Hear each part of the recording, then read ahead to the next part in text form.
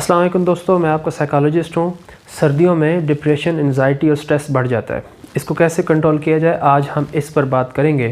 پاکستان میں لمبی سردیاں، دھند اور کم دھوپ ان مسائل کو اکثر بڑھا دیتا ہے۔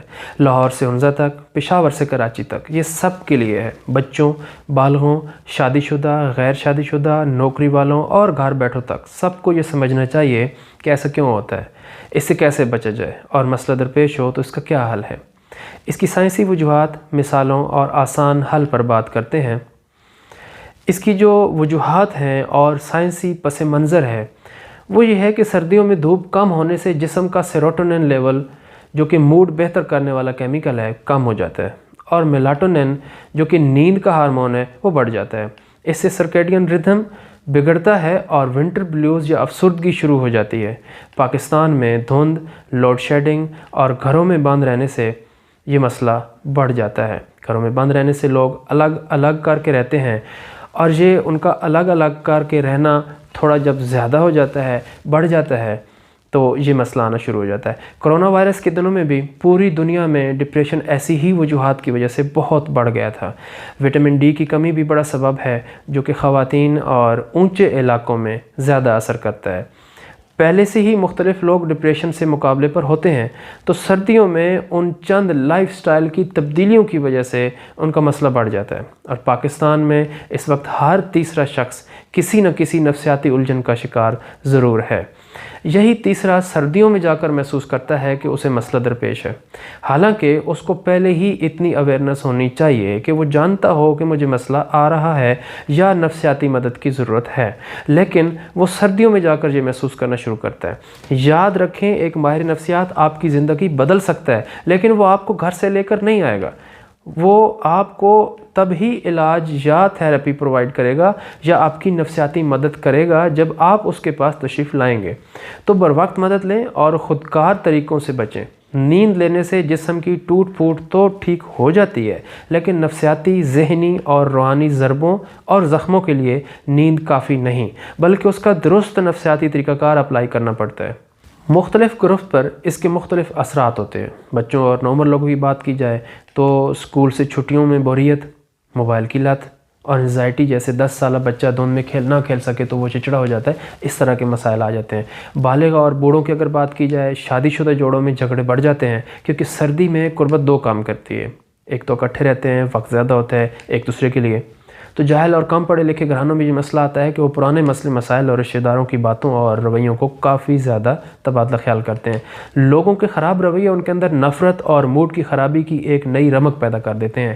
بدلے کی آگ یا بدلہ نہ لے سکنے کی سوچ اور کم علمی آڑے آ جاتی ہے۔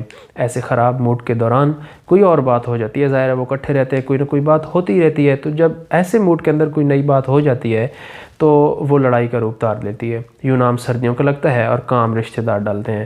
دوسرا یہ ہوتا ہے کہ ازدواجی تعلق قائم کرنے کی طلب بڑھ کر کسی ایک کے لیے کم اور ایک کے لیے زیادہ ہوتی ہے۔ اس سے لڑائی ہوتی ہے، ہونی تو نہیں چاہیے لیکن ہو جاتی ہے، جبکہ حوصلہ رکھنے والوں اور اہل علم کے گھروں میں یہ مسائل تو نہیں ہوتے، لیکن کچھ مختلف طرز کے مسائل ہو سکتے ہیں، جیسا کہ وہ بچوں پر حد سے زیادہ توجہ دینا شروع کر دیتے ہیں، کیونکہ چھٹیوں میں بچے ان کے پاس ہوتے ہیں اور بچوں پر توجہ دینا زیادہ وہ اہم سمجھتے ہیں اور ان کے لیے آسان بھی ہوتا ہے۔ تو بچوں پر حد سے زیادہ توجہ سے خود کو بھی زیادہ تھکاتے ہیں اور بچوں کو بھی تھکا کر ان کو نافرمانی یا بد اخلاقی یا فراڈ کی طرف دھکیلتے ہیں۔ ایک دوسرے کی کاٹ چھانٹ حد سے زیادہ کرنے کا موقع ملتا ہے، اور یہ بعض صورتوں میں مسائل حل کرنے کی بجائے بڑھا دیتا ہے۔ غیر شادی شدہ لوگ اکیلے پن کا شکار اور دیگر پریشانیوں میں مبتلا ہو جاتے ہیں۔ پروفیشنلز جیسے کہ ڈاکٹرز بزی شیڈول سے اور کچھ لوگ اوور سلیپنگ سے، زیادہ سونے سے تنگ ہو جاتے ہیں۔ فری لوگ الگ تھلگ رہنے سے ڈپریشن میں چلے جاتے ہیں، اور خواتین میں ہارمونل تبدیلیاں PMS وغیرہ میں سردی کے اندر یہ مزید خراب ہو جاتا ہے۔ مردوں میں باہر کام سے وٹامن ڈی کی کمی آ جاتی ہے، اور پاکستان میں غریب گھرانوں میں ہیٹر نہ ہونے سے، جبکہ امیروں میں لوڈ شیڈنگ سے نیند بگڑتی ہے، اور جب نیند بگڑتی ہے تو ایسے بہت سارے مسائل آتے ہیں کہ نیند کا جو آپ نے نیند لی ہے اس کا ٹائم بہت زیادہ آپ نے لیا، لیکن آپ نے کوالٹی جو سلیپ ہے وہ نہیں کی ہے، اچھی نیند نہیں لی ہے۔ زیادہ سونا اچھی نیند نہیں ہوتی۔ ایسی مزید کافی الجھنیں موجود ہیں جس کا ذکر ویڈیو کو مختصر رکھنے کے لیے میں نہیں کر رہا، البتہ آپ ضرور اپنی رائے میں بتائیے گا کہ آپ کے خیال میں اور کون کون سی وجوہات ہو سکتی ہیں۔ عام طور پر 3 بنیادی چیزیں کسی بھی نفسیاتی الجھن کی بنیاد بنتی ہیں: کھانا، نیند اور رشتے کی خرابی یا سیکس لائف کی خرابی۔ اگر جنسی صحت اچھی نہ ہو تو سردیوں میں دوسرے فریق کو زیادہ طلبی آپ کے جنسی صحت کے مسئلے کی صورت میں مزید تیزی سے الجھن کی طرف دھکیلتی ہے۔ ایک غیر موسمی جملہ ہے کہ پینڈنگز کریٹ سٹریس، یعنی ادھورے کام اکثر آپ کو تناؤ کا شکار کرتے ہیں۔ پہلا کام ابھی ہوا نہیں تھا اور اوپر ایک دوسرا کام بھی آ گیا اور وہ بھی ادھورا رہ گیا، پچھلا بھی ادھورا اور جو نیا کام تھا وہ بھی ادھورا رہ گیا۔ اور سردیوں کے مختصر دنوں میں ایسا زیادہ ہوتا ہے، تو اپنے کاموں کو اس طرح سر انجام دیں تاکہ کوئی ایسی صورتحال نہ پیدا ہو۔ جھوٹ بول کر بھول جانا اور بعد میں یہ یاد کرتے رہنا کہ تب ایگزیکٹلی کیا کہا تھا، یہ عادت ایک غیر محسوس انداز کے اندر آپ کو تناؤ میں لے جاتی ہے۔ تو جھوٹ بولیں نہیں، اور اگر بولیں تو پھر یاد رکھیں کہ آپ نے کسی کے ساتھ کیا کمٹمنٹ کی تھی یا کسی کے ساتھ کیا بات کی تھی، چاہے وہ جھوٹ ہی تھا لیکن وہ کیا تھا یہ آپ کو یاد رکھنا پڑے گا، ورنہ آپ عجیب و غریب نفسیاتی مسائل کا شکار ہوتے چلے جائیں گے۔ اور ہمارے معاشرے کے اندر یہ رویہ بہت عام ہے، اور کسی کتاب میں، کسی ڈاکٹر کے پاس، کسی سائنس کے موضوع کے اندر یہ بات نہیں آ رہی کہ جی جھوٹ بول کر اگر کوئی بھول جاتا ہے تو وہ بھی آپ کو حد درجہ زیادہ ڈپریشن کے اندر لے جا سکتا ہے۔ ہاتھ اور سوچ، جسم اور دماغ کا الگ الگ چیزوں پر ایک وقت میں کام کرنا بھی ایک غلطی ہے۔ انصاف نہ کرنا، اپنے دائرہ اختیار سے تجاوز یا اپنے اختیار کے میدان میں ظلم، ناانصافی اور حقوق کا قتل بھی آپ کو تباہ کرتا چلا جاتا ہے، اور پتہ آپ کو سردیوں میں لگتا ہے۔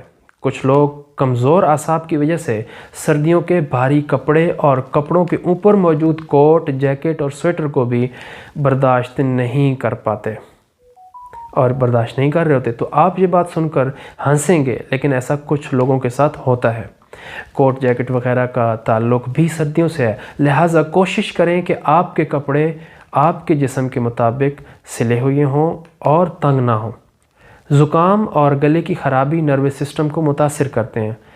نروس سسٹم کی خرابی کے دوران ایک خاص قسم کی ناقص کیفیت ہوتی ہے جو لوگوں کو جلدی اریٹیٹ کر دیتی ہے، چچڑا کر دیتی ہے۔ ایسے میں ٹینشن میں اضافہ ہوتا ہے، تو زکام اور گلے کی خرابی سے بچنا بھی ضروری ہے کیونکہ سردیوں میں الرجی اور ناک کا بہنا بڑھ جاتا ہے۔ یہ آسان ٹپس آپ فالو کریں گے جو سب کے لیے عملی ہیں۔ روزانہ اپنی ایک روٹین بنائیں، صبح 10 سے 15 منٹ آپ دھوپ میں بیٹھیں، کھڑے بھی ہو سکتے ہیں دھوپ میں اور بیٹھ بھی سکتے ہیں، بیٹھنا زیادہ مناسب ہے۔ چھت یا کھڑکی سے جہاں سے بھی آپ کو دھوپ مل رہی ہے آپ ضرور لیں۔ بچوں سے باتیں کریں، گھریلو جانوروں کا مشاہدہ کریں اور ان سے مخاطب ہونے کی کوشش کریں، جیسے کہ بلی، خرگوش، پالتو کتا، مرغیاں، گائے، بھینس، بکری، بھیڑ، تیتر، چڑیاں، اور کچھ لوگ ہرن بھی پالتے ہیں۔ اور گھوڑا تو بہت زیادہ ذہنی طور پر صحت مند لوگوں کا شوق ہے اور بہت مہنگا بھی ہے، تو دستیاب چیزوں سے فائدہ اٹھائیں۔ کچھ لوگ پیاس محسوس نہ ہونے کی وجہ سے پانی نہیں پیتے، اور پانی کی دماغ میں کمی بھی میگرین پین اور بد اخلاقی، بدسلوکی، ہائپر ٹینشن اور موڈ سوئنگ اور ڈپریشن کا سبب بن جاتا ہے۔ پروفیشنل جو ہیں وہ آفس میں بریک لیں، وٹامن ڈی سپلیمنٹ جو ہیں وہ کھائیں، ڈاکٹر سے لے کر کھائیں، خود سے نہ کھائیں، اور ایکسرسائز کریں، اور گھر میں 20 منٹ یوگا یا واک کریں۔ خواتین کچن میں بریک لیں، جب وہ کچن میں ہوں اور مرد آفس میں ہوں تو سیم ٹائم پہ وہ بریک لیں اور وہاں ایک دوسرے سے چھوٹی سی ایک کال یا میسیجز پر جو ہے وہ اپنا تبادلہ خیال کر لیں۔ اپنے اپنے حالات کے مطابق اپنے کچن اور اپنے دفاتر کے وقفوں کو استعمال کریں۔ بچوں کو، بڑوں کو انڈور گیمز میں لگا کر خود بطور تماشائی بیٹھیں اور یہ بھی اپنے نظام الاوقات کے مطابق ہی رکھیں۔ اپنے جسم کو گرم رکھیں، دماغ کو ٹھنڈا رکھیں۔ ایک صحت مند بالغ انسان کے دماغ کا اوسط اندرونی درجہ حرارت تقریباً 38.5 سیلسیس اور یہ 101.3 ڈگری فارنہائٹ ہوتا ہے، جو عام طور پر زبان کے نیچے کے درجہ حرارت سے 2 ڈگری زیادہ گرم ہوتا ہے۔ یہ متحرک عضو ہے اور اس کا درجہ حرارت کوئی واحد جامد نمبر نہیں ہے، یہ کئی عوامل کی بنیاد پر مختلف ہوتا رہتا ہے۔ دن کا وقت دماغی درجہ حرارت روزانہ سرکیڈین ردھم کی پیروی کرتا ہے۔ دوپہر میں یہ پیک پر ہوتا ہے اور رات کو سونے سے پہلے یہ گرتا ہے۔ Brain region deeper brain structure are generally warmer. عموماً گہرا دماغی ڈھانچہ گرم ہوتا ہے۔ صحت مند افراد میں قدرتی طور پر 40 ڈگری سیلسیس یعنی 104 فارنہائٹ سے زیادہ ہوتا ہے۔ دماغ کی سطح ٹھنڈی ہوتی ہے۔ ماہواری کے دوران اوسطاً خواتین کے دماغ مردوں کے دماغ سے تھوڑا زیادہ گرم ہوتے ہیں۔ جو یہ فرق ہے یہ ماہواری کے بعد ایوولوشن کے مرحلے میں سب سے زیادہ قابل ذکر ہوتا ہے، جہاں درجہ حرارت تقریباً 0.4 ڈگری سیلسیس اور 0.7 فارنہائٹ ہو سکتا ہے۔ دماغی درجہ حرارت عمر کے ساتھ ساتھ تھوڑا سا بڑھتا ہے۔ یہ تغیرات صحت مند دماغی افعال کی علامت ہیں جو میٹابولک سرگرمی سے منسلک ہیں، کیونکہ دماغ اپنے سائز کے لحاظ سے خاصی مقدار میں حرارت پیدا کرتا ہے۔ خون کے بہاؤ کا جسم کا پیچیدہ نظام ایک مستحکم اندرونی ماحول کو برقرار رکھنے کے لیے اس حرارت کو منظم کرنے میں مدد کرتا ہے۔ Extreme or prolonged cold exposure can certainly disturb both the body's in core temperature and consequently brain function۔ یعنی شدید یا طویل سردی یقینی طور پر جسم کے بنیادی درجہ حرارت اور اس کے نتیجے میں دماغی افعال دونوں کو پریشان کر سکتی ہے، لہٰذا سردی سے بچیں۔ مثال کے طور پر لاہور کی ایک خاتون نے روزانہ واک سے ونٹر بلوز یعنی افسردگی کو ختم کیا۔ ڈائٹ کو بہتر کریں، گرم سوپ لیں، بادام کیلے کھائیں، سیروٹونن بڑھائیں، چائے کم کر دیں۔ شادی شدہ جوڑے مل کر کھانا بنائیں، مل کر کھائیں تاکہ رشتہ مضبوط ہو۔ ڈیپ بریتھنگ آپ ضرور لیں۔ 4 سیکنڈ کے لیے آپ سانس اندر لیں اور 6 سیکنڈ کے لیے آپ سانس باہر لیں، اور ایسا 10 منٹ تک آپ کرتے رہیں روزانہ۔ انزائٹی کے لیے شام کو فیملی ٹائم جو ہے یہ آپ ضرور کوالٹی فیملی ٹائم ضرور نکالیں جس میں حسد بغض کینہ وغیرہ نہ ہو۔